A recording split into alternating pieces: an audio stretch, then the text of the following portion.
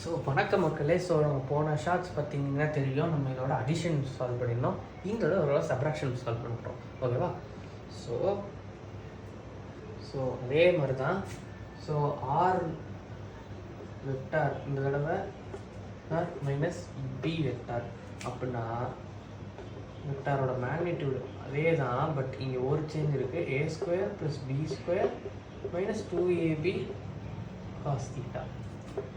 ஓகேவா? ஸோ இதே தான் நம்ம சால்வ் பண்ண போகிறோம். ஓகேவா? அதாவது இங்கே பார்த்தீங்கன்னா மைனஸ் பி வெக்டார் அப்படின்னும் போது இங்கே எக்ஸ்டெண்ட் ஆகும். ஸோ ஓகேவா, இது ரிசல்டன்ட் ஃபோர்ஸ். இது வந்து ஃபஸ்ட் ஒன். நம்ம செகண்ட் இது ஃபைன் பண்ணுறோம்.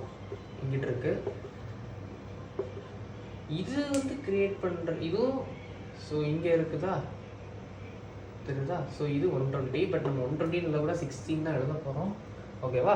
ஸோ ஓகே, இதில் ஃபார்ம் பண்ணுற இதை நம்ம நம்ம வந்து பீட்டான்னு வச்சுக்குவோம். இதில் க்ரியேட் பண்ணுற அந்த ஆங்கிள் பீட்டா. ஸோ குழப்புற மாதிரி இருக்கும். ஓகே எழுதுங்க.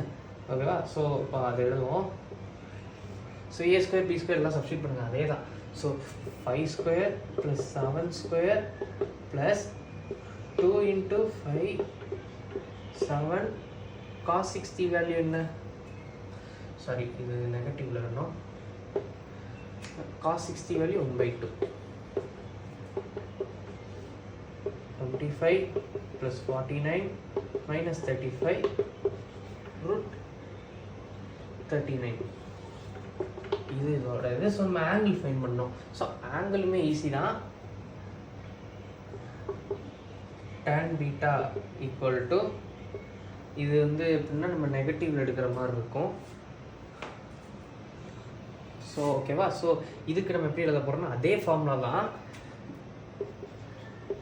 பி சைன் தீட்டா பை, ஆனால் இங்கே என்னன்னா ஏ மைனஸ் டி காஸ் தீட்டான்னு மட்டும் வந்துடும். ஓகேவா?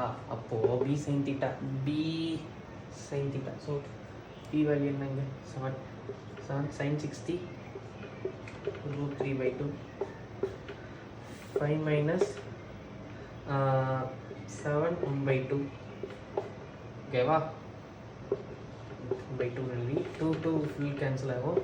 இப்போது 7 √3/3 இல்லை √3.